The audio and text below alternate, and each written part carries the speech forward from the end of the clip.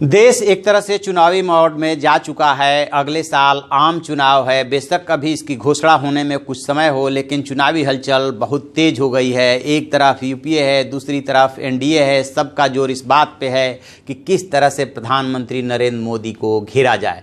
देश में कुल 543 लोकसभा की सीटें हैं। कहाँ पे कौन किस तरह से चुनाव लड़े ताकि एक दूसरे को पटकनी दे सके, इस तरह की कुछ कवायद चल रही है। तो हम इस श्रृंखला में सबसे पहले बात करेंगे उस संसदीय सीट की जहां का अपना एक इतिहास है और जो एक पर्टिकुलरली नेता के नाम से जानी जाती रही है, वो है चंद्रशेखर जी के नाम से बलिया जाना जाता है, जिसे बागी बलिया भी कहते हैं। बागी बलिया में क्या समीकरण बन रहा है मैं आपको बताऊंगा। मैं हूं विद्याशंकर तिवारी, इंडिया न्यूज के डिजिटल चैनल इन खबर के लिए।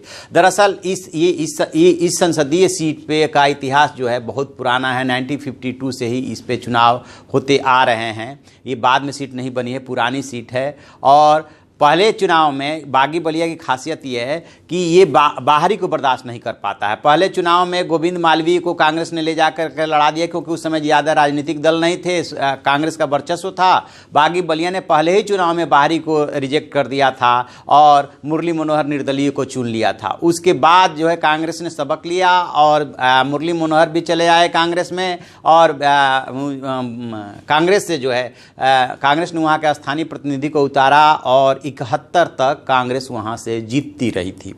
71 के बाद जब 77 में जनता पार्टी बनी, इंदिरा गांधी ने आपातकाल लागू किया, उसके बाद जनता पार्टी का उदय हुआ। तो जो चंद्रशेखर कभी कांग्रेसी हुआ करते थे, युवा टर्क के नाम से, ये 2000 नेता जो है काफ़ी तीखे तेवर वाले थे, वो जो है जनता पार्टी में जाकर के अध्यक्ष हो गए थे और वहाँ से उन्होंने अपने जीत का इतिहास शुरू किया 77 से। तो 1984 को छोड़ करके जब कांग्रेस जो है 1984 में इंदिरा गांधी के हत्या के बाद जो है सहानुभूति लहर में वहाँ से जगन्नाथ चौधरी जीत गए थे। चंद्रशेखर जी का लगातार कब्जा रहा और वो जो है देश के प्रधानमंत्री तक इसी सीट का प्रतिनिधित्व करते हुए बने। लेकिन उनके निधन के बाद जब 2007 में जब यहाँ पे उपचुनाव हुआ तो उनके बेटे नीरज शेखर जो है यहाँ से चुने गए और फिर 2009 में भी वो चुने गए। लेकिन 2014 में पहली बार बीजेपी ने यहाँ से भगवा ध्वज फहराया, यानी कि 17 चुनाव जो यहाँ पे हुए हैं, उपचुनाव समेत कुल यहाँ 17 चुनाव हुए हैं, उसमें बीजेपी को पहली बार सफलता मिली है जाकर के 2014 में।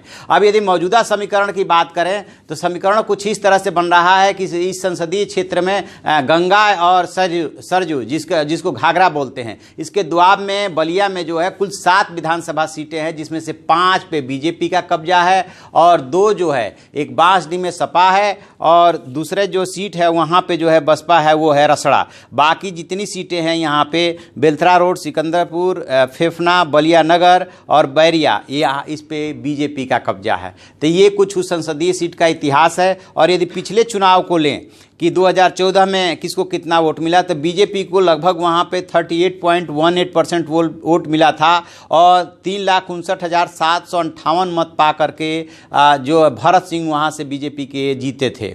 और एसपी के कैंडिडेट को वहाँ पे 23.38% वोट मिला था, जबकि बीएसपी के कैंडिडेट को लगभग 15% वोट मिला था। तो ऐसा नहीं है कि बीएसपी ने वहाँ पे एंट्री मारने की कोशिश नहीं की। हरिशंकर तिवारी पूर्वांचल के प्रभावशाली नेता माने जाते हैं, उनके बेटे विनय शंकर तिवारी भी बलिया से जाकर के चुनाव लड़े और भी कई नेताओं ने बीच बीच में कोशिश की, लेकिन बलिया ने किसी भी बाहरी को अपने यहाँ एंट्री नहीं दी, उसका स्वागत नहीं किया। तो ये कुछ बलिया संसदीय सीट का इतिहास है। इस बार जहाँ तक लग रहा है कि बीजेपी वहाँ पे अपना कैंडिडेट बदलेगी, जबकि सपा की तरफ से जो चंद्रशेखर जी के बेटे हैं नीरज शेखर, वो बेशक राज्यसभा में है, लेकिन हो सकता है कि सपा की तरफ से वो एक बार फिर से चुनाव मैदान में उतरे, क्योंकि वहीं उनका होम डिस्ट्रिक्ट है, वो एक तरह से उनका पुराना संसदीय क्षेत्र है। बेशक वो एक बार हार गए हैं, तो सपा की तरफ से वो कैंडिडेट हो सकते हैं। बीजेपी की तरफ से भरत सिंह को बदलने की बात चल रही है और कांग्रेस की तरफ से भी कोई ना कोई कैंडिडेट उतरेगा यदि सपा बसपा के साथ उसका गठबंधन नहीं होता है। तो चूंकि इस बार गठबंधन होना है, इसलिए देखने वाली बात यह होगी कि वो सीट किसके हिस्से में जाती है, सपा के हिस्से में जाती है, बीएसपी के हिस्से में जाती है, क्योंकि लोक दल तो पश्चिमी उत्तर प्रदेश में है, उधर है नहीं। कांग्रेस का एक जरूर इफ एंड बट है कि क्या कांग्रेस भी इस गठबंधन में आएगी। तो कुल मिला जुला करके जब कैंडिडेट डिक्लेयर होंगे तब जाकर के उस सीट के बारे में पता चल पाएगा कि बागी बलिया में अब की बार क्या समीकरण बन रहा है। तो आप ऐसी खबरों के लिए देखते रहिए हमारा डिजिटल चैनल इन खबर और उसे सब्सक्राइब कीजिए।